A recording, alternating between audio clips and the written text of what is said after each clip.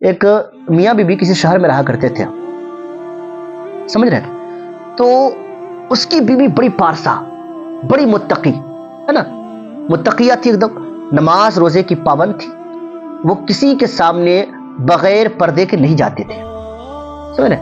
شوہر کو بھی لگتا تھا کہ یار چلو پارسا بیوی مل گئی ہے. کہ بیوی نے کہی کہ ایسا ہے شوہر نامدار کہ جو ہمارے آنگن میں جو درخت ہے نا اس کو آپ کٹوا دیجئے. کہا کیوں؟ کہا کہ اس پہ چرند و پرند بیٹھتے ہیں اور میں یوں ہی آنگن میں بیٹھی رہتی ہوں, تو وہ چرند و پرند جو ہے نا ہمیں دیکھتے ہیں اور ہمیں اچھا نہیں لگتا ہے. چرند و پرند سے بھی پردہ, ضرورت سے زیادہ دکھاوا نہیں ہو رہا ہے. شوہر کو بھی لگا کہ یار ہماری بیوی کتنی با پردہ ہے کہ چرند و پرند سے بھی کیا کر رہے ہیں, پردہ کر رہی ہے نا.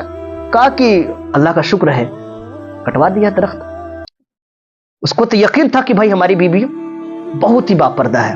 اگلے دن جب وہ ڈپٹی پہ گیا, کام پہ گیا, کام نہیں ملا تو وقت سے پہلے وہ گھر آیا. جیسے ہی دیکھا نا وقت سے پہلے گھر آیا, گھر آنے کے بعد کیا دیکھتا ہے کہ اس کی بیوی اپنے عاشق کے ساتھ اس کے باہوں میں سوئی ہوئی ہے. سمجھ رہے, جو ضرورت سے زیادہ دکھاوا کر رہی تھی کہ کسی پرندے کو بھی اپنا چہرہ دکھانے کے لیے وہ تیار نہیں تھی, درخت تک کٹوا دی. تو کتنا یقین ہوگا نا اس بندے کو, جب اس حالت میں دیکھا نا اس نے تو یقیناً اس کے پیروں تلے سے زمین نکل گئے کہ میں جس پر اتنا یقین کرتا تھا وہ ضرورت سے زیادہ مجھے دکھاوا کرتی تھی. اس نے طلاق دیا اور کہا مجھے گھر میں نہیں رہنا ہے. سمجھ رہے, وہ چل دیا گھر چھوڑ کر کے. دور دیہات میں گیا تو کسی اور علاقے میں, تو دیکھا کہ بادشاہ کے گھر میں چوری ہوئی تھی, بادشاہ کے محل میں چوری ہوئی تھی. سارے لوگ مطلب یہ ہے کہ دروازے پہ کھڑے تھے. وہ گیا تو پوچھنا کیا بات ہے, تو کہا کہ بادشاہ کے محل میں چوری ہوئی ہے اور چور پکڑا نہیں گیا ہے.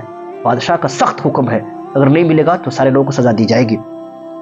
اسی درمیان کیا دیکھتا ہے کہ بہت بڑے بابا جو ہے, جو قبہ لگائے ہوئے اور اپنے مریدین کے ساتھ جو ہے وہ چل رہے ہیں, اور مطلب اس انداز میں چل رہے ہیں کہ اپنے ہاتھوں کے بل چل رہے ہیں, پیر کے پنجوں کے بل چل رہے ہیں, پیر کے پنجوں کے بل چل رہے ہیں. اور جو مریدین ہے وہ ہو ہلہ کرتے ہوئے اور مطلب یہ کہ راستے کو صاف کر رہے ہیں.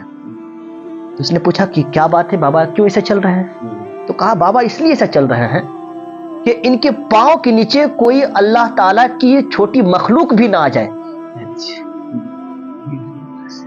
کہا کہ چھوٹی مخلوق کوئی چیوٹی ہو یا کوئی اور حشرات الارض ہو جو پاؤں کے نیچے نہ آ جائے, اس لیے اپنے پنجوں کے بل چل رہے ہیں. اتنا وہ بابا ڈرتے ہیں کہ رب کی بارگاہ میں کیا جواب دیں گے اگر کوئی مخلوق ان کے پاؤں کے نیچے دب کر کے مر جائے تو.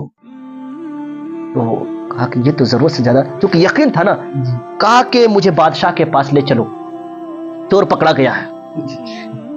ہاں, کہا کہ چور پکڑا گیا ہے, مجھے بادشاہ کے پاس لے چلو. اب جو ہی لوگ سنے بادشاہ کے دربار میں, کہا کہ حضور میں چور کو جانتا ہوں. کہا ہاں جانتے؟ بولا ہاں بالکل.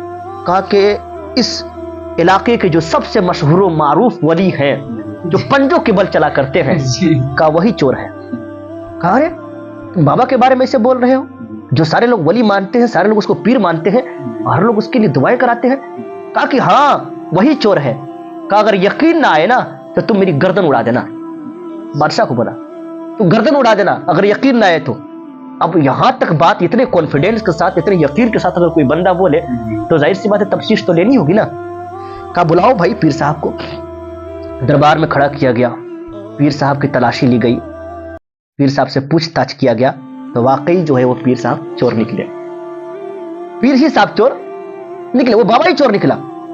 بادشاہ کو بڑی تعجب ہوا, یار تمہاری عقل, تمہارا نالج, تمہاری فراست اتنی ہے کہ تم پہچان لیے دیکھ کر کے کہ کون چور ہے, جبکہ آج تک اس کے تعلق سے کوئی گمان کر نہیں کر سکتا تھا کہ یہ بندہ چور ہے. سارے لوگ اس کو اللہ کے ولی مانتے تھے, پیر مانتے تھے. تو اس نے جو جملہ کہے نا, وہ کہے کہ بادشاہ سلامت, جو بندہ ضرورت سے زیادہ دکھاوا کرے سمجھ لیجئے دال میں ضرور کالا ہے. اس نے پورے اپنی بیوی کے واقعات بتائے, سمجھ رہے, پورے واقعات بتائے. کہا کہ میں اتنا بھروسہ کرتا تھا, ضرورت سے زیادہ دکھاوا کرتی تھی, لیکن حالات کیا ہوئے. تو کہا کہ یہ بندہ کو میں نے سمجھا کہ یہ ضرورت سے زیادہ کہ حشرات الارض سے بھی ڈر رہا ہے کہ اس کے پاؤں کے نیچے کوئی چیوٹی نہ مر جائے, تو ضرور اس کوئی راز کی بات ہے جو چھپائی جا رہی ہے. تو मदरसे में भी अगर कोई ज्यादा जो है ना दिखावा करे और ज्यादा पारसा बने तो समझिए जरूर कोई राज की बात है ना। हम लोग भी जब मदरसे में पढ़ते थे तो मदरसे में वही बंदा कांड करता था जो सबसे बड़ा सूफी हुआ करता था।